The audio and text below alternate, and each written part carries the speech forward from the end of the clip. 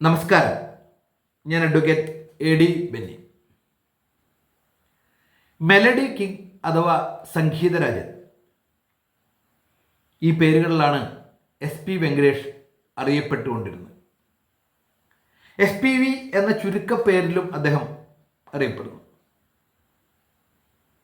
മലയാളികളുടെ ജീവിതത്തിലേക്ക് പാട്ടുരൂപത്തിൽ വന്ന ഒരു വസന്തമായി നമുക്ക് അദ്ദേഹത്തെ കണക്കാക്കാൻ കഴിയും. അത്രയേറെ മനോഹരമായ ഈണങ്ങളാണ് അദ്ദേഹം നമുക്ക് പ്രദാനം ചെയ്യുകയുണ്ടായത്. കാവ്യാത്മക സൗന്ദര്യവും ഭാവതീഷ്ണതയും സമന്വയിപ്പിച്ചുകൊണ്ടായിരുന്നു അദ്ദേഹത്തിൻ്റെ ശീലുകൾ എന്ന് തന്നെ നമ്മൾ പറയേണ്ടതുണ്ട്. ഒരുപാട് ഗാനങ്ങളാണ് മലയാളിക്ക് അദ്ദേഹം സമ്മാനിക്കുകയുണ്ടായത്. അത് വലിയ പ്രതിപാദനയിൽ നിന്ന് ലഭിക്കുന്ന അത്രത്തോളം മനോഹരമായ പാട്ടുകൾ അദ്ദേഹത്തിൻ്റെതായി നമുക്ക് ലഭിച്ചു എന്നത് കൂടി നമ്മൾ പറഞ്ഞ് മനസ്സിലാക്കേണ്ടതാണ്. പ്രത്യേകം നമ്മൾ മനസ്സിലാക്കേണ്ട ഒരു സംഗതി, ഈ സിനിമാ ഗാനങ്ങളെക്കുറിച്ച് പറയുമ്പോൾ രണ്ട് തലങ്ങളുണ്ട്. അതിലെ സംഗീതത്തിൻ്റെ അനിവാര്യത, സാഹിത്യത്തിൻ്റെ അനിവാര്യത. സംഗീതവും സാഹിത്യവും അതിമനോഹരമായിരിക്കണമെന്നും അത് എന്നാൽ മാത്രമേ അത് ശ്രോതാക്കളെ സംബന്ധിച്ചിടത്തോളം അത് കൂടുതൽ ഉൾക്കൊള്ളുവാൻ കഴിയൂ എന്ന് ശക്തമായി വിശ്വസിച്ച ഒരു സംഗീത സംവിധായകൻ കൂടിയായിരുന്നു അദ്ദേഹം എന്ന് പറയേണ്ടതുണ്ട്. അതിനുവേണ്ടി അദ്ദേഹം ഗാഢമായി പരിശ്രമിച്ചിരുന്നു എന്നത് തന്നെ നമ്മൾ കാണേണ്ട മറ്റൊരു സംഗതിയാണ്. അദ്ദേഹത്തെ സംബന്ധിച്ച് പറയുന്നത് അത് ഈ പറയുന്ന രണ്ടും, സാഹിത്യവും സംഗീതവും സമഞ്ജസമായി സമ്മേളിപ്പിക്കാൻ അദ്ദേഹത്തിന് കഴിഞ്ഞിരുന്നു. അപ്രകാരം അർത്ഥപൂർണമായ ഗാനങ്ങൾ നമുക്ക് അദ്ദേഹം പ്രദാനം ചെയ്യുകയുണ്ടായി എന്നത് കൂടി നമ്മൾ ചേർത്ത് പറയേണ്ട മറ്റൊരു സംഗതിയാണ്. ഏത് കാലത്തും കേൾവിക്കാരുടെ മനസ്സിൽ തങ്ങി നിൽക്കുന്ന ശീലുകളായിരുന്നു അദ്ദേഹത്തിൻ്റെതായി പുറത്തു വരികയുണ്ടായത്. അതുകൊണ്ട് തന്നെയാണ് മലയാളി അദ്ദേഹത്തെ തങ്ങളുടെ മനസ്സിൽ സൂക്ഷിക്കുന്നത് എന്നത് കൂടി പറഞ്ഞു വയ്ക്കേണ്ട മറ്റൊരു സംഗതിയാണ്. 1950 മാർച്ച് 5 അദ്ദേഹത്തിൻ്റെ ജനനം. പിതാവ് പഴനി.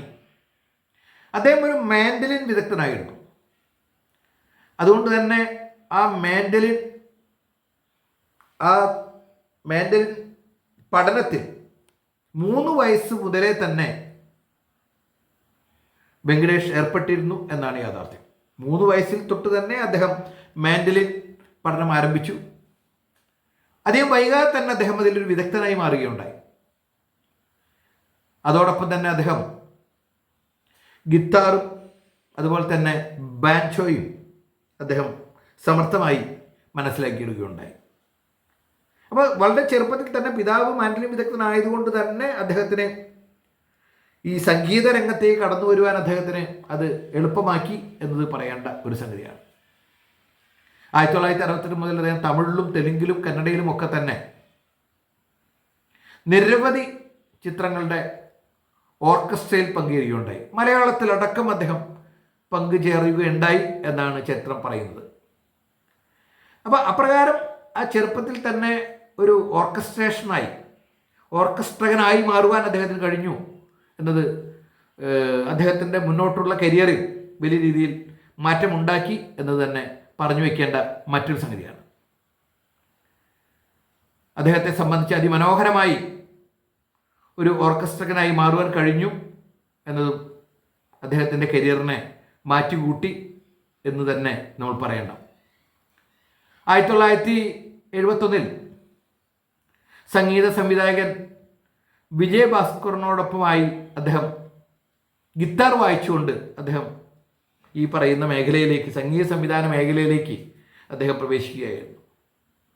1970 കന്നഡ സിനിമകളിൽ അസിസ്റ്റന്റ് മ്യൂസിക് ഡയറക്ടറായിട്ട് അദ്ദേഹം ചുവടുറപ്പിക്കുകയുണ്ടായി. 1980 ഒരു സ്വതന്ത്ര സംഗീത സംവിധായകൻ എന്ന നിലയിലേക്ക് അദ്ദേഹം വളർന്നു കയറുകയുണ്ടായത് എന്നതും നമ്മൾ മനസ്സിലാക്കിയെടുക്കേണ്ട മറ്റൊരു സംഗതിയാണ്. അദ്ദേഹത്തെ സംബന്ധിച്ചിടത്തോളം അദ്ദേഹത്തിൻ്റെ പ്രേമയുദ്ധ എന്ന തെലുങ്ക് ചിത്രത്തിൽ അദ്ദേഹം ഈ പറയുന്ന രീതിയിൽ ഒരു സ്വതന്ത്ര സംവിധായകനായി മാറി. 2 വർഷം കഴിഞ്ഞായിരുന്നു അദ്ദേഹത്തിന് മലയാളത്തിലേക്കുള്ള അദ്ദേഹത്തിൻ്റെ പുറപ്പാട് എന്ന് വേണമെങ്കിൽ പറയാൻ കഴിയും. അത് വലിയ ലക്ഷ്യബോധത്തോടുകൂടിയുള്ളൊരു നീക്കമായിരുന്നു എന്നതും ശ്രദ്ധേയമായ ഒരു സംഗതിയാണ്.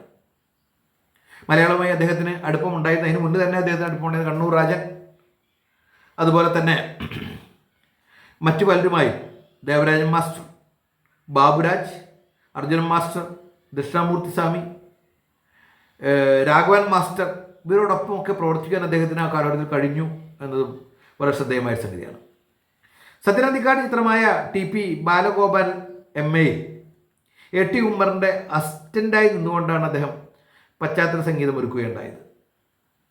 പിന്നീട് അദ്ദേഹം മലയാള ചലച്ചിത്രത്തിലെ ഒരു അനിവാര്യ ഘടകമായി മാറുന്ന ഒരു കാഴ്ചയാണ് കാണുകയുണ്ടായത്. പിന്നീട് അദ്ദേഹത്തിനൊരു നമ്മൾ പലപ്പോഴും നമ്മൾ പറയും ഒരു ബ്രേക്ക് ലഭിക്കുക എന്ന് പറയും. ആ ബ്രേക്ക് ലഭിക്കുകയുണ്ടായി രാജാവിൻ്റെ മകനിലൂടെയായിരുന്നു. അതിൽ അദ്ദേഹം ഡെന്നിസ് ജോസഫ് അദ്ദേഹത്തിന് വേണ്ടി വലിയ രീതിയിൽ തമ്മി കണ്ണന്താനവുമായി സഹകരിച്ചുകൊണ്ട് അദ്ദേഹത്തിന് വലിയൊരു അവസരം നൽകി എന്ന് തന്നെ നമ്മൾ പറഞ്ഞു വയ്ക്കേണ്ട ഒരു സംഗതിയാണ്. ഇപ്പോൾ രാജാവിൻ്റെ മകനിലെ പശ്ചാത്തല സംഗീതം, അതുപോലെ തന്നെ സംഗീത സംവിധാനം ഇന്നും നമ്മെ സംബന്ധിച്ച് ഹരം പിടിപ്പിക്കുന്ന ഒരു പശ്ചാത്തല സംഗീതമാണ് ആ ചിത്രത്തിനുള്ളത്. ഒരുപക്ഷെ ആ ചലച്ചിത്രത്തിൻ്റെ വിജയത്തിൽ ആ പശ്ചാത്തല സംഗീതത്തിനുള്ള പങ്ക് വളരെയേറെയായിരുന്നു എന്നതും പറഞ്ഞു വയ്ക്കേണ്ട ഒരു സംഗതിയാണ്. അത്രയേറെ മനോഹരമായി ജനങ്ങളുടെ മനസ്സിലേക്ക് ആഴത്തിൽ തട്ടുന്ന രീതിയിലുള്ള ഒരു സംഗീത സംവിധാനം നിർവഹിക്കാൻ അദ്ദേഹത്തിന് കഴിഞ്ഞു എന്നത് ഇന്നും നമുക്ക് കേട്ട് കഴിഞ്ഞാൽ രാജാവിൻ്റെ മകൻ എന്ന് പറയുന്ന ചലച്ചിത്രം നമ്മൾ കാണുമ്പോൾ ആ പശ്ചാത്തല സംഗീതത്തിൻ്റെ മികവ് നമുക്ക് മനസ്സിലാക്കി എടുക്കാം എന്നതും ഒരു ശ്രദ്ധേയമായ ഒരു സംഗതിയാണ്. യഥാർത്ഥത്തിൽ അദ്ദേഹത്തിന് സംഗീത സംവിധാന രംഗത്തേക്ക് കടന്നു കയറുവാൻ അത് ഉപകരിച്ചു എന്നതും കാണേണ്ട ഒരു വസ്തുതയാണ്. അത് മലയാളത്തെ അത്രമാത്രം ത്രസിപ്പിച്ചു എന്ന് തന്നെ പറയേണ്ടതുണ്ട്.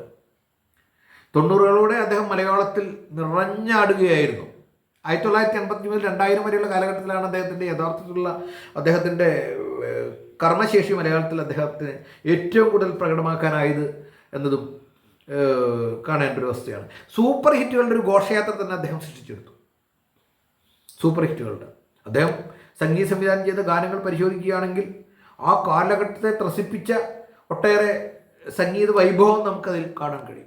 അദ്ദേഹത്തിൻ്റെ ഗാനങ്ങൾ നമ്മളൊന്ന് പരിശോധിക്കപ്പെടേണ്ടത് അനിവാര്യമായ സംഗതിയാണ്. ചലച്ചിത്രങ്ങൾ എന്ന് പറയുമ്പോൾ അദ്ദേഹത്തിൻ്റെ കാലഘട്ടത്തിൽ ചലച്ചിത്രങ്ങൾ പറയുമ്പോൾ തന്നെ നമുക്ക് പല ഓർമ്മ വരും. രാജാവിൻ്റെ മകൻ, വിളംബരം, വഴിയോര കാഴ്ചകൾ, ദൗത്യം, ഭൂമിയിൽ രാജാക്കന്മാർ, വ്യൂഹം, കുട്ടേട്ടൻ, നാടോടി, കാഴ്ചയ്ക്കപ്പുറം, എന്നോടിഷ്ടം കൂടാമോ, കിലുക്കം, ജോണി വാക്കർ, ധ്രുവം, വാത്സല്യം, പൈതൃകം, സൈന്യം, സോപാനം, മിന്നാരം, മന്നാർ മത്തായി സ്പീക്കിംഗ്, മാന്ത്രികം, സ്ഫടികം, അങ്ങനെ നിരവധി ഹിറ്റ് ചിത്രങ്ങളിൽ അദ്ദേഹത്തിന് സംഗീത സംവിധാനമായിട്ട് തുടരാൻ കഴിഞ്ഞു എന്നത് കൂടി കാണേണ്ടത്. വ്യത്യസ്തമായ ഗാനശൈലി അദ്ദേഹം പുലർത്തിയിരുന്നു. വ്യത്യസ്തമായ സംഗീത സംവിധാന ശൈലി അദ്ദേഹത്തിൻ്റെ ഗാനങ്ങൾ പുലർത്തിയിരുന്നു. അത് ഒന്നിൽ നിന്നും തികച്ചും വിഭിന്നമായ രീതിയിലേക്ക് അവിടെയും സാഹിത്യത്തിൻ്റെ മനോഹാരിത ചോരാതെ ആ ശീലുകൾ ഒരുക്കിക്കൊണ്ട് അതിമനോഹരമായ രീതിയിലുള്ള സംഗീതം ഗാനങ്ങൾ അദ്ദേഹം ആസൂത്രണം ചെയ്തിരുന്നു എന്ന് പറയേണ്ടതുണ്ട്. ഇപ്പം ശാന്തമീ രാത്രികൾ എന്ന് പറയുന്ന ഗാനം ഒരു പ്രത്യേക താളലയത്തിലൂടെയാണ് മുന്നോട്ട് പോകുന്നത്. തളിർ വെറ്റിലയുണ്ടോ എന്ന് പറയുന്ന ഗാനം, വാൽക്കൻ എഴുതിയ മകര നിലാവിൽ എന്ന് പറയുന്ന ഗാനം, ബാഗി ജീൻസും ഷൂസും അണിഞ്ഞു എന്ന് പറയുന്ന തികച്ചും മറ്റൊരു ശൈലിയിലേക്ക് പോകുന്ന മറ്റൊരു ഗാനം. അങ്ങനെ വ്യത്യസ്ത തലങ്ങളിലൂടെയാണ് അദ്ദേഹം ഈ പറയുന്ന ഗാന വഴികളിലൂടെ സഞ്ചരിക്കേണ്ടത്. ചിങ്കാരക്കിന്നാരം, കിലുകിൽ പമ്പരം, നീ ഉറങ്ങിയോ നിലാവേ, രാമായണക്കാറ്റ്, മോഹിക്കും നീൽമിഴിയോടെ, മച്ചാനേവാ, പാൽ നിലാവിലും, ഈ പറയുന്ന ഗാനങ്ങളൊക്കെ തന്നെ നമ്മൾ മനസ്സിലാക്കിയിരിക്കുന്ന സംഗീതം ഇതിനൊക്കെ റിപ്പീറ്റ് വാല്യുള്ള ഗാനങ്ങളാണ്. പ്രത്യേകം ശാന്തമീ രാത്രികൾ എന്ന് പറയുന്ന ഗാനം ഈ അടുത്ത കാലത്ത് അത് അതിമനോഹരമായി ഉപയോഗിക്കപ്പെടുകയുണ്ടായി. റിപ്പീറ്റ് വാല്യൂ വളരെയേറെയുള്ള ഗാനങ്ങളാണ് അദ്ദേഹം ഈ പറയുന്നതിൽ സംഗീത സംവിധാനം നിർവഹിച്ച് അദ്ദേഹം നമ്മളുടെ മുമ്പിലെത്തിക്കുകയുണ്ടായത്. ഈ പറയുന്ന 1980 മുതൽ 2000 വരെയുള്ള കാലഘട്ടത്തിൽ അദ്ദേഹം മലയാള ചലച്ചിത്ര രംഗത്ത് നമുക്കറിയാം, മലയാള ചലച്ചിത്ര രംഗത്ത് പുറമേ നിന്ന് വന്ന് ശോഭിച്ച ഒട്ടേറെ ആളുകളുണ്ട്. സലീൽ ചൗധരിയിൽപ്പെട്ട ആളാണ്, ബോംബെ രവിയിൽപ്പെട്ട ആളാണ്, എന്നിട്ട് പറയുന്നത് നൗഷാദ് അലി, രവീന്ദ്ര ജെയിൻ, ഇങ്ങനെ ഒരുപാട് പേർ മലയാളത്തിൻ്റെ പുറത്തു നിന്ന് വന്നുകൊണ്ട് ഇവിടെ ശോഭിക്കുകയുണ്ടായിരുന്നു. അതിമനോഹരമായ ഗാനങ്ങൾ അവർ ഒരുക്കുകയുണ്ടായിട്ടുണ്ട്. പക്ഷേ ഇതൊക്കെ പരിമിതമായിരുന്നു. സലിൽ ചൗധരിയുടെ കാര്യത്തിൽ നമുക്ക് പരിമിതമാണെന്ന് പറയാൻ കഴിയില്ല. അദ്ദേഹത്തിൻ്റെ ധാരാളം ഗാനങ്ങളുണ്ട്. അതുപോലെ തന്നെ വളരെയേറെ ഗാനങ്ങൾ മലയാളത്തിൽ ചെയ്തുകൊണ്ട് മലയാളത്തെ കൃത്യമായി അടയാളപ്പെടുത്തിയ ഒരു വ്യക്തിത്വമായിരുന്നു അദ്ദേഹം. അദ്ദേഹം പറയാറുണ്ട്, മലയാളമാണ് എനിക്ക് കൂടുതലായി അഭയം നൽകുകയുണ്ടായത്. ഇവിടുത്തെ ശ്രോതാക്കളാണ് എൻ്റെ ഗാനങ്ങൾ ആസ്വദിച്ചത്. മറ്റ് പല സ്ഥലങ്ങളിലും ഞാൻ ചെയ്തിട്ടുണ്ട്, സംഗീത സംവിധാനം ചെയ്തു. പക്ഷേ മലയാളികൾ ഏറ്റെടുത്ത പോലെ തന്നെ മലയാളികൾ ഏറ്റെടുത്ത പോലെ ഇത്രയും രണ്ട് കൈയും നീട്ടി ഏറ്റെടുത്ത മറ്റൊരു ഭാഷ ഇല്ല എന്നാണ് അദ്ദേഹം പറയുകയുണ്ടായത്. 1993 കാലഘട്ടത്തിൽ പൈതൃകം, ജനം തുടങ്ങിയ സിനിമകളിലെ അദ്ദേഹത്തിൻ്റെ സംഗീത സംവിധാനത്തെ അടിസ്ഥാനമാക്കിക്കൊണ്ട് അദ്ദേഹത്തിന് മികച്ച സംഗീത സംവിധായകനായിട്ടുള്ള ഒരു അവാർഡ് ലഭിക്കുകയുണ്ടായി, സംസ്ഥാന അവാർഡ് ലഭിക്കുകയുണ്ടായി. യഥാർത്ഥത്തിൽ അദ്ദേഹം ഒരു അണ്ടർ റേറ്റഡ് സംവിധായകനായിരുന്നു എന്ന് നമ്മൾ പറയേണ്ടതുണ്ട്. ഇത്രയേറെ ജനങ്ങളുടെ മനസ്സിലേക്ക് വശ്യമായ ശീലുകളിലൂടെ അദ്ദേഹം കടന്നു ചെന്നിട്ടും സംഗീത സമയം നിർവഹിച്ചിട്ടും മലയാളികൾ അദ്ദേഹത്തിൻ്റെ ഗാനങ്ങൾ ഏറ്റെടുത്തെന്നാൽ പോലും വളരെ മനോഹരമായി ഏറ്റെടുത്തെങ്കിൽ പോലും അദ്ദേഹത്തിന് ഒരു സംഗീത സംവിധായകൻ എന്ന രീതിയിലേക്ക് വലിയൊരു റേറ്റിംഗ് അദ്ദേഹത്തിന് ലഭിച്ചില്ല എന്നത് ദുഃഖകരമായ ഒരു സംഗതിയാണ്. SP വെങ്കടേഷ് ഇതിലും കൂടുതൽ അറിയിച്ചിരുന്നു എന്നാണ് യാഥാർത്ഥ്യം. പ്രത്യേകിച്ച് നമ്മൾ മനസ്സിലാക്കേണ്ട ഒരു പ്രധാനപ്പെട്ട സംഗതി, അതിനുശേഷം 2000 കാലഘട്ടത്തിന് ശേഷം അദ്ദേഹത്തെ സംബന്ധിച്ചൊരു വലിയ ഇടവേളയാണ് സംഭവിക്കുകയുണ്ടായത്. അങ്ങനെ ഇടവേള വെച്ച് മാറ്റി നിർത്തപ്പെടേണ്ട ഒരു സംഗീത സംവിധാനമായിരുന്നു എന്ന് നമ്മൾ കാണേണ്ട ഒരു സംഗതിയാണ്. അതിന് പ്രധാനപ്പെട്ട കാരണം അദ്ദേഹത്തിൻ്റെ ഗാനങ്ങൾ ഏത് കാലഘട്ടത്തിലും ഹിറ്റാകുന്ന രീതിയിലേക്ക് പോകുമായിരുന്ന ഗാനങ്ങളായിരുന്നു. പക്ഷേ ഒരു കാലഘട്ടം കഴിഞ്ഞപ്പോൾ അദ്ദേഹത്തെ വിളിക്കുന്ന പതിവ് നിർത്തപ്പെടുകയുണ്ടായി. പുതിയ ആളുകൾ വരുന്നു, പുതിയ രീതികൾ അവലംബിക്കപ്പെടുന്നു. ആ രീതികളും പുതിയ ശൈലികളുമൊക്കെ അവലംബിക്കപ്പെടുന്ന സാഹചര്യത്തിൽ പ്രത്യേകിച്ചും അദ്ദേഹത്തെ വിളിച്ചു കഴിഞ്ഞാൽ അദ്ദേഹത്തെ അത്തരത്തിലുള്ള ഗാനങ്ങൾ ചെയ്യാൻ കഴിയുമെന്ന ആശങ്കയിലായിരിക്കാം ഒരു പക്ഷേ അദ്ദേഹത്തെ മാറ്റി നിർത്തപ്പെടുകയുണ്ട്. പക്ഷേ അദ്ദേഹത്തിൻ്റെ മികവ് പരിശോധിച്ച് കഴിഞ്ഞാൽ അദ്ദേഹം ഏത് കാലഘട്ടത്തിലും സംഗീത സംവിധാനം നിർവഹിക്കാൻ യോഗ്യനായിരുന്നു എന്ന് തന്നെ പറയേണ്ടതുണ്ട്. ഒരു മാറ്റി നിർത്തലിന് വിധേയനാകപ്പെടേണ്ട ഒരാളായിരുന്നില്ല. അദ്ദേഹത്തെ മനഃപൂർവ്വം മാറ്റി നിർത്തിയെന്നൊന്നും ആർക്കും ആരോപണമില്ല. പക്ഷേ മനഃപൂർവ്വം മാറ്റി നിർത്തി അല്ലെങ്കിൽ ഇപ്പോൾ ഒരു മാറ്റി നിർത്തൽ അദ്ദേഹം അനുഭവപ്പെട്ടിരുന്നു എന്നത് കൂടി കാണേണ്ട ഒരു സംഗതി.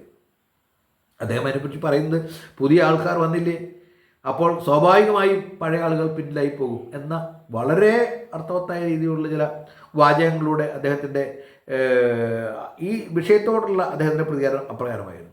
യാതൊരു രീതിയിലുള്ള പരാതിയും അദ്ദേഹം ഉന്നയിക്കുകയുണ്ടായില്ല എന്നാണ് മറ്റൊരു പ്രധാനപ്പെട്ട സംഗതി. ജാടകളൊന്നുമില്ലാത്ത ഒരു സംഗീത സംവിധായകനായിരുന്നു അദ്ദേഹം എന്ന് കൂടി നമ്മൾ പറയേണ്ടതുണ്ട്. നമുക്ക് വളരെ എളുപ്പത്തിൽ അദ്ദേഹത്തെ നമുക്ക് ലഭിക്കുമായിരുന്നു. മറ്റുള്ളവർ പലരും പറഞ്ഞു വെച്ചിട്ടുണ്ട് അദ്ദേഹത്തെ സംബന്ധിച്ച്, അദ്ദേഹത്തെ കൊണ്ട് ഗാനങ്ങൾ വളരെ ആത്മാർത്ഥമായിക്കൊണ്ട് ജാടകളൊന്നുമില്ലാതെ അദ്ദേഹം ഇത്തരം കാര്യങ്ങൾ നിർവഹിച്ചിരുന്നു എന്നതാണ് അദ്ദേഹത്തിൻ്റെ മറ്റൊരു സവിശേഷതയെ കാണേണ്ടതുണ്ട്. തനിക്ക് വന്ന തിരിച്ചടികളെന്ന് അദ്ദേഹത്തിന് വേണ്ടത്ര ക്ഷണം ലഭിക്കുകയുണ്ടായില്ല. ആ ക്ഷണം ലഭിക്കാത്തതിനെ കുറിച്ചൊക്കെ തന്നെ അദ്ദേഹം യാതൊരു രീതിയിലുള്ള പരിദേവനം വരികയുണ്ടായില്ല. അവസരത്തിന് വേണ്ടി അദ്ദേഹം ആരെയും ചെന്ന് കാണുവാനും തയ്യാറായില്ല എന്നത് കൂടി കാണേണ്ടതുണ്ട്. ഒരുപക്ഷെ പിതാവ് പഴനി പഠിപ്പിച്ച തത്വശാസ്ത്രങ്ങളിലൂടെ ആയിരിക്കാം ഒരുപക്ഷെ മുന്നോട്ട് കൊണ്ടുപോവുകയുണ്ടായത്. ഒരു മാൻഡലിൻ വാദകൻ എന്ന രീതിയിൽ നിന്ന് വ്യത്യസ്തമായി അദ്ദേഹത്തിനും വലിയ രീതിയിൽ മുന്നോട്ട് പോകാൻ കഴിയുകയുണ്ടായില്ല. മറ്റുള്ളവരെ കാല് പിടിച്ചുകൊണ്ട്, മറ്റുള്ളവരുടെ മുമ്പിൽ ആത്മാഭിമാനം പണയം വെച്ചുകൊണ്ട് മുന്നേറുവാൻ അദ്ദേഹത്തിന് യാതൊരു താല്പര്യം ഉണ്ടായിരുന്നില്ല എന്നാണ് യാഥാർത്ഥ്യം. SP വെങ്കടേഷിൻ്റെ ഭാര്യ B കൃഷ്ണവേണിയായിരുന്നു. മക്കൾ 3 പേരായിരുന്നു. ഒന്ന് B Gopalakrishnan, R Subhashini, P Sukumaran. ഇതായിരുന്നു V സുകുമാരൻ. ഇവരായിരുന്നു അദ്ദേഹത്തിൻ്റെ മക്കൾ. അപ്പോൾ യഥാർത്ഥത്തിൽ അദ്ദേഹത്തിന് വളരെ ഫിലോസഫിക്കലായിട്ട് ഇത്തരം പല കാര്യങ്ങളെക്കുറിച്ച് അദ്ദേഹം പറയുന്നുണ്ട്. പാട്ടിൻ്റെ അവകാശികൾ ആരൊക്കെയാണ് പാട്ടിൻ്റെ അവകാശികൾ? വലിയ ഡിബേറ്റ് നടക്കുന്നൊരു മേഖലയാണ്. ആരൊക്കെയാണ് പാട്ടിൻ്റെ, കൃത്യമായി അദ്ദേഹം അതിന് ഉത്തരം പറയുന്നുണ്ട്. ആരൊക്കെയാണ് പാട്ടിൻ്റെ അവകാശികൾ? പാട്ടിൻ്റെ അവകാശികളുടെ കാര്യത്തിൽ അദ്ദേഹം പെടുന്ന സിനിമാ സംവിധായകൻ വളരെ പ്രധാനപ്പെട്ട റോൾ അദ്ദേഹത്തിനുണ്ട്. അതുപോലെ തന്നെ ഗാനരചയിതാവിന് വലിയ റോളുണ്ട്. അതുപോലെ തന്നെ സംഗീത സംവിധായകൻ, അദ്ദേഹത്തിൻ്റെ റോളുണ്ട്. സിനിമാ നിർമ്മാതാവ്, അവിടെ ഗായകൻ്റെ പേര് പറയുന്നില്ല എന്നുള്ള മറ്റൊരു സവിശേഷമായ സംഗതി. അപ്പോൾ ഇതിൽ നിന്ന് ഉൾക്കൊള്ളേണ്ട പ്രധാന സിനിമയുടെ ആരാണോ ഒരു ഗാനത്തിൻ്റെ ഉടമ എന്ന് പറഞ്ഞു കഴിഞ്ഞാൽ, ആരൊക്കെയാണ് അവകാശികൾ എന്ന് പറഞ്ഞു കഴിഞ്ഞാൽ, ഈ പറയുന്ന ഗണത്തിൽപ്പെടുന്ന ആളുകളാണ് സിനിമയുടെ ഈ പറയുന്ന ഗാനത്തിൻ്റെ ഉടമ എന്ന് അദ്ദേഹം പറഞ്ഞു വയ്ക്കുന്നു.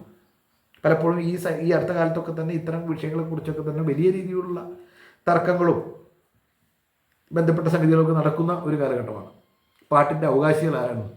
കൃത്യമായിട്ട് ഉത്തരം അദ്ദേഹത്തിനുണ്ടായിരുന്നു. അത് വളരെ അർത്ഥവത്തായിട്ടുള്ള ഉത്തരമായിരുന്നു എന്നത് കൂടി നമ്മൾ കാണേണ്ട ഒരു സംഗതിയാണ്. അദ്ദേഹത്തിൻ്റെ ഗാനങ്ങളെക്കുറിച്ച് പറയുന്നത് അദ്ദേഹം ഈ പറയുന്ന ശീലുകൾ അത് പ്രണയമായാലും വിരഹമായാലും ഏത് ഭാവമായാലും അതിനനുസൃതമായിട്ടുള്ള രീതിയിലൂടെ അത് മുന്നോട്ട് പോകും. അത് നമ്മെ അമ്പരപ്പിച്ചിട്ടുണ്ടായിരിക്കും, നമ്മെ ആഹ്ലാദിപ്പിച്ചിട്ടുണ്ടായിരിക്കും. ഒരു സംഗീത സംവിധായകൻ ഒരു സമൂഹത്തിന് എന്താണോ നൽകേണ്ടത് അത് കൃത്യമായി പകുത്ത് നൽകുവാൻ അദ്ദേഹം, പ്രത്യേകിച്ച് മലയാളത്തിൽ അദ്ദേഹത്തിനായി എന്നത് കൂടി കാണേണ്ട ഒരു സംഗതിയാണ്.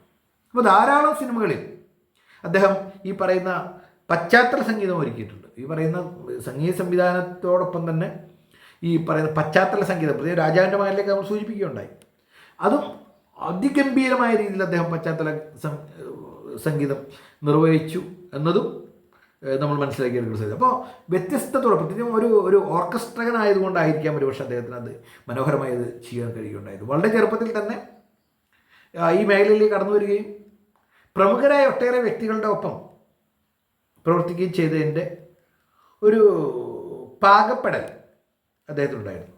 അതുപോലെ തന്നെ അദ്ദേഹത്തിന് ആ ഗാനങ്ങളോടുള്ള കരുതലുണ്ടായിരുന്നു. അതുകൊണ്ടാണ് ആ ഭാഷയുടെ സാഹിത്യ ഭംഗി ഉൾക്കൊണ്ടുകൊണ്ടുള്ള ഗാനങ്ങൾ അദ്ദേഹം വേണമെന്ന് ശരിക്കുകയുണ്ടായി. കേവലം താളാത്മകമായി മാത്രം, അല്ലെങ്കിൽ അതിൻ്റെ സംഗീതത്തിൻ്റെ മാധുരിയിൽ മാത്രം ഒരു ഗാനം നിൽക്കേണ്ട ഒന്നല്ല, മറിച്ച് അതിൻ്റെ എഴുത്ത് വഴികളും വളരെ പ്രധാനപ്പെട്ടാണ്, അതിലുപയോഗിക്കുന്ന സാഹിത്യം പ്രധാനപ്പെട്ടാണ്, അർത്ഥവത്താകണം എന്ന് തുടങ്ങിയിട്ടുള്ള ചില ശാഠ്യങ്ങൾ അദ്ദേഹം പുലർത്തിയിരുന്നത്. അത് ഗാനം നന്നാവാൻ വേണ്ടിയാണ്. അത് ഗാനം നന്നാവുക എന്ന ലക്ഷ്യം മാത്രമാണ് അതിനുണ്ടായിരുന്നത്, അല്ലാതെ മറ്റു രീതിയിലുള്ള താല്പര്യങ്ങൾ അദ്ദേഹത്തിനുണ്ടായിരുന്നില്ല. ആ ഗാനത്തിൻ്റെ പരിപൂർണത വരണം, ആ ഗാനം ഏത് കാലഘട്ടത്തിലും അത് ശ്രദ്ധേയമാകണം. പലപ്പോഴും നമ്മൾ കാണാറുണ്ട്, ഒരുപക്ഷെ നമ്മളെ വളരെയധികം ത്രസിപ്പിക്കുന്ന താളമായിരിക്കാം, പക്ഷേ സംഗീതമായിരിക്കാം അതിന് കൊടുത്തത്, പക്ഷേ അതിലെ വരികളൊക്കെ തന്നെ ഒന്നിനും കൊള്ളാത്ത വരികളായിരിക്കും. താൽക്കാലികമായ ഗാനം കയറിപ്പോകും, ശ്രോതാക്കൾ ഇഷ്ടപ്പെടും. പക്ഷെ ഒരു ഘട്ടം കഴിഞ്ഞ് കഴിഞ്ഞാൽ അത്തരം ഗാനങ്ങളൊക്കെ തന്നെ നമ്മുടെ സമൂഹത്തിൽ പുറകിലേക്ക് വലിക്കപ്പെടുന്ന യാഥാർത്ഥ്യം നമ്മുടെ മുമ്പിലുണ്ട് എന്നൊരു കാര്യം. പഴയ ഗാനങ്ങളുടെ പ്രസക്തി തന്നെ പലപ്പോഴും നമ്മളൊരു പഴയ ഗാനങ്ങളുടെ പ്രസക്തി ഇന്നത്തെ ഗാനങ്ങൾക്കില്ല, ഇന്നത്തെ ഗാനങ്ങൾ അത്ര മനോഹരമല്ല എന്നൊക്കെ പല രീതിയിലുള്ള വാദപ്രതിവാദങ്ങൾ നടക്കുന്ന കാലമാണ്. അതിന് വ്യത്യസ്തമായ കാഴ്ചപ്പാടുകളായിരിക്കും. പക്ഷേ ഒരു കാര്യം തീർച്ചയാണ്, പഴയ ഗാനങ്ങളിൽ നൽകിയിട്ടുള്ള സാഹിത്യ രീതികൾ, ആ വരികളിൽ ഉപയോഗിച്ചിട്ടുള്ള കാവ്യഭംഗി, ഇതൊക്കെ തന്നെ വളരെ പ്രധാനപ്പെട്ട ഒരു ഘടകമായിരുന്നു. ആ കാവ്യഭംഗിയോ ബന്ധപ്പെട്ട സംഗതികളോ ഒന്നും ഇന്നത്തെ പുതിയ ഗാനങ്ങളിൽ ഇല്ല എന്നാണ് ആരോപിക്കപ്പെടുന്നത്. ഭാഷ മാറി, രീതി മാറി, ശൈലി മാറി, ഇതൊക്കെ മറ്റു ഘടകങ്ങളാണ്. അതിന് പുതുതലമുറയ്ക്ക് അതിൻ്റേതായ ഉത്തരം നൽകാനുണ്ടായിരിക്കും. എന്തൊക്കെയാണെങ്കിലും ഒരു കാലഘട്ടത്തെ ത്രസിപ്പിക്കാൻ അദ്ദേഹത്തിന് കഴിഞ്ഞു എന്നത് മാത്രമല്ല, ആ തുടർ കാലഘട്ടത്തിൽ പോലും അദ്ദേഹത്തിൻ്റെ ഗാനങ്ങൾക്കായി കാത്തിരിക്കുന്ന ഒരു മാനസിക അവസ്ഥ വളരെ ഏത് കാലഘട്ടത്തിലും കാലികമായി നിലനിൽക്കുന്നു അദ്ദേഹത്തിൻ്റെ ഗാനങ്ങൾ എന്നത് വളരെ ശ്രദ്ധിക്കപ്പെടേണ്ട ഒരു സംഗതിയാണ് എന്നത് കൂടി നമ്മൾ പറഞ്ഞു വയ്ക്കേണ്ട ഒരു സംഗതിയാണ്. വളരെ വേഗത്തിൽ സംവിധാനം ചെയ്തൊരു വ്യക്തി കൂടിയായിരുന്നു അദ്ദേഹം. ഒരു സംഗീത സംവിധാനം നിർവഹിക്കുമ്പോൾ അത് അതിവേഗതയിൽ അദ്ദേഹത്തിന് നിർവഹിക്കാൻ കഴിഞ്ഞിരുന്നു. പലപ്പോഴും സംഗീത സംവിധാനത്തിന് ഏറെ നേരമെടുത്താണ് പലരും ചെയ്യുക. പക്ഷേ എല്ലാ സൗന്ദര്യവും നിലനിർത്തിക്കൊണ്ട് വളരെ വേഗത്തിൽ അദ്ദേഹത്തിന് സംഗീത സംവിധാനം നിർവഹിക്കാൻ കഴിഞ്ഞിരുന്നു എന്നത് കൂടി നമ്മൾ മനസ്സിലാക്കിയെടുക്കേണ്ട ഒരു സംഗതിയാണ്. അപ്പം അദ്ദേഹത്തെക്കുറിച്ച് അദ്ദേഹത്തിൻ്റെ ചില കാഴ്ചപ്പാടുകൾ, അദ്ദേഹം പലപ്പോഴും പറയുന്നൊരു സംഗതി, അദ്ദേഹം ഈ ഗായകൻ എന്ന രീതിയിൽ അദ്ദേഹത്തെ ഏറ്റവും കൂടുതൽ അത്ഭുതപ്പെടുത്തിയത് SP ബാലസുബ്രഹ്മണ്യമാണെന്ന് പറയും. വിവിധ ഭാഷകളിൽ ഏറ്റവും കൂടുതൽ ഗാനങ്ങൾ അദ്ദേഹത്തിൻ്റെ ഗാനങ്ങൾ ആലപിക്കപ്പെടുകയുണ്ടായതും SP ബാലസുബ്രഹ്മണ്യം തന്നെയാണ്. ഇപ്പോൾ SP ബാലസുബ്രഹ്മണ്യത്തിന് മറ്റൊരു പ്രത്യേകതയായിട്ട് പറയുന്നത് അദ്ദേഹത്തിൻ്റെ ആരോഗ്യപരമായ കാര്യങ്ങൾ അദ്ദേഹം പരിഗണിക്കാതെയാണ് പലപ്പോഴും അദ്ദേഹം ഭക്ഷണം കഴിക്കുക എന്നുള്ളതാണ്. പ്രത്യേകിച്ചും അദ്ദേഹം ഈ ഐസ്ക്രീമൊന്നും കഴിക്കാൻ പാടില്ല എന്നാണ് പലപ്പോഴും പറയുക ഗായകർ. പക്ഷേ അതിലൊന്നും യാതൊരു മടിയും കാണാതെ ഐസ്ക്രീം കഴിച്ചിരുന്ന വ്യക്തിത്വമായിരുന്നു അദ്ദേഹം. അത് ഇദ്ദേഹത്തെ അമ്പരപ്പെടുത്തിയിട്ടുണ്ട് എന്നാണ് SP വെങ്കടേഷൻ അമ്പരപ്പിച്ചിട്ടുണ്ട് എന്നാണ് അദ്ദേഹം പറഞ്ഞു വയ്ക്കുന്നത്. അപ്പോൾ ഇത്തരത്തിലുള്ള ചില ഭീഷണങ്ങൾ അദ്ദേഹത്തിൻ്റെ ഇവിടെയുള്ള ഗാനങ്ങളിൽ ഏറ്റവും കൂടുതൽ പാടിയ ചിത്രയാണ് ഏറ്റവും കൂടുതൽ ഗാനങ്ങൾ പാടിയിട്ടുണ്ടാവുക. മറ്റു പല ഗായകർ പാടിയിട്ടില്ലെന്ന് ഒരുപാട് ഗായകർ പാടുകയുണ്ടായിരുന്നു. പക്ഷേ ഇതിൽ ഏറ്റവും കൂടുതലുകളുടെ ഒരു ഗണത്തിൽ പറയുന്ന ഒരു സംഗതിയാണ്. അപ്പോൾ യഥാർത്ഥത്തിൽ അദ്ദേഹം ഒരു മലയാളത്തിന് വേണ്ടി ജനിച്ച ഒരു വ്യക്തിത്വമായിരുന്നു എന്ന് വേണം പറയാൻ കഴിയും. അതിമനോഹരമായിരുന്നു. നമ്മൾ ഈ ഗാനങ്ങളുടെ എണ്ണം വളരെ കുറച്ച് മാത്രം നമ്മളോട് പറഞ്ഞു നിർത്തുകേണ്ടത്. നമ്മൾ പരിശോധിക്കുകയാണെങ്കിൽ അരിൽ പരിശോധിക്കുകയാണെങ്കിൽ ആ ഗാനങ്ങൾ ഓരോന്നും അദ്ദേഹം സംഗീത സംവിധാനം നിർവഹിച്ച ഓരോ ഗാനങ്ങളും ഇന്നും നമ്മുടെ ചുണ്ടുകളിൽ തത്തിക്കളിക്കുന്നു എന്നത് ഒരു ഒരു ഒരു ചെറിയ യാഥാർത്ഥ്യം മാത്രമാണ്. അത്രയേറെ നമ്മെ ആകർഷിക്കുന്ന രീതിയിലുള്ള ഗാനങ്ങളിലൂടെയാണ് അദ്ദേഹം നമ്മെ അമ്പരപ്പിക്കുകയുണ്ടായത്. ഒരു കാലഘട്ടം കഴിഞ്ഞപ്പോൾ അത് പ്രത്യേകിച്ചും അത് മലയാളിയുടെ ആരാധകരുടെ കുഴപ്പം കൊണ്ടല്ല, മറിച്ച് അദ്ദേഹത്തെ ആ രീതിയിൽ ഉപയോഗിക്കുവാൻ തയ്യാറാകുന്ന ഒരു സംവിധാനം നമ്മുടെ നാട്ടിൽ നഷ്ടപ്പെട്ടു. അതുകൊണ്ടായിരിക്കാം ഒരുപക്ഷെ അദ്ദേഹത്തിന് പിന്നീട് ഗാനങ്ങൾ വേണ്ടത്ര രീതിയിൽ അദ്ദേഹം ചെയ്യാൻ കഴിയുന്നത്. അദ്ദേഹം വെറുതെ ഇരുന്നില്ല, അദ്ദേഹം മറ്റു ഭാഷകളിൽ ഇതര ഭാഷകളിലൊക്കെ തന്നെ ആ സമയത്ത് മികച്ച പ്രകടനം കാഴ്ചവെച്ചിരുന്നു എന്നത് കൂടി നമ്മൾ ചേർത്ത് മനസ്സിലാക്കേണ്ടതുണ്ട്. തൻ്റെ അവസരം തനിക്ക് വരുമെന്നുറപ്പിൽ അതിന് മറ്റാരുടെയും കാല് പിടിക്കേണ്ട, ആത്മാഭിമാനം പണയം വയ്ക്കേണ്ടതില്ല എന്ന് കൃത്യമായി വിശ്വസിച്ചുകൊണ്ട് വർത്തിച്ച ഒരു വ്യക്തിത്വമായിരുന്നു അദ്ദേഹം എന്നത് കൂടി നമ്മൾ മനസ്സിലാക്കണം. ഒരു വ്യക്തിയെ വിശകലനം ചെയ്യുമ്പോൾ അദ്ദേഹത്തിൻ്റെ കഴിവിനോടൊപ്പം തന്നെ അദ്ദേഹത്തിൻ്റെ ആത്മാഭിമാനത്തെയും നമ്മൾ പരിശോധിക്കേണ്ട ഒരു കാലഘട്ടത്തിൽ കടന്നു പോകുന്നത്. ഇന്ന് അതില്ലാതെ പോകുന്നൊരു കാലഘട്ടമാണ്. തൻ്റെ നേട്ടത്തിന് വേണ്ടി ഏതറ്റം വരെ പോകാൻ തയ്യാറാകുന്ന ഒരു സമൂഹത്തിലാണ് നമ്മളിന്ന് നിലകൊള്ളുന്നത്. അവിടെയാണ് SP വെങ്കടേഷ് എന്ന് പറയുന്ന ആ സംഗീത സംവിധായകൻ, ആ സംഗീത പ്രതിഭ വ്യത്യസ്തനാകുന്നത് എന്നത് കൂടി ഇവിടെ നമ്മൾ ചേർത്ത് മനസ്സിലാക്കിയെടുക്കേണ്ട ഒരു സംഗതിയാണ് എന്നത് കൂടി നമ്മൾ ഓർമ്മിക്കേണ്ടത് അനിവാര്യമാണ്. അപ്പോൾ മലയാള സിനിമയിൽ തനിക്ക് ലഭിച്ച സ്വീകാര്യതയെക്കുറിച്ച് അദ്ദേഹം വാചാലനാകുന്ന കാഴ്ചപ്പാടുണ്ട്. അദ്ദേഹം വാചാലനായിക്കൊണ്ടിരിക്കുകയാണ്. അതിൻ്റെ കാരണം തന്നെ സംബന്ധിച്ചിടത്തോളം തന്നെ ഏറ്റവും കൂടുതൽ സ്വീകരിക്കുന്ന മലയാളികളാണ്. തൻ്റെ മനോഹരമായ സൃഷ്ടികൾ നടക്കപ്പെടുക ഇവിടെ ഉണ്ടായതാണ്. അപ്പോൾ യഥാർത്ഥത്തിൽ അദ്ദേഹത്തെ സംബന്ധിച്ചിടത്തോളം അദ്ദേഹം തമിഴിൽ നിന്ന് വന്ന്, അദ്ദേഹത്തിൻ്റെ പിതാവ് പഴനി എന്ന വ്യക്തിയായിരുന്നു. അദ്ദേഹം തമിഴ്നാട്ടിൽ നിന്നാണ് അദ്ദേഹം മലയാളത്തിലേക്ക് ചലച്ചിത്രത്തിലേക്ക് കടന്നു വരുന്നത്. ഈ പറയുന്ന SP വെങ്കടേഷ് അദ്ദേഹം ഇവിടെ വലിയ അത്ഭുതങ്ങൾ സൃഷ്ടിച്ചു, മലയാളികളുടെ മനസ്സിലേക്ക് ചേക്കേറി എന്ന് നിസ്സംശയം പറയാം. ഇത്തരത്തിലുള്ള പ്രതിഭകൾ ഇനിയും നമ്മുടെ ഇടയിലേക്ക് കടന്നു വരേണ്ടത് അനിവാര്യമായ സംഗതിയാണ്. ഏത് ഭാഷയിൽ നിന്ന് പോലും വരട്ടെ, അവർ നമുക്ക് നൽകുന്ന അതിമനോഹരമായിട്ടുള്ള സംഗീതം, നമ്മെ ആവേശഭരിതരാക്കുന്ന രീതിയിൽ സംഗീതം അവർക്ക് കൂടെ പൊഴിയുവാൻ കഴിയട്ടെ എന്നത് കൂടി ആശംസിച്ചുകൊണ്ട് നിർത്തുന്നു. നന്ദി, നമസ്കാരം, ജയ് ഹിന്ദ്.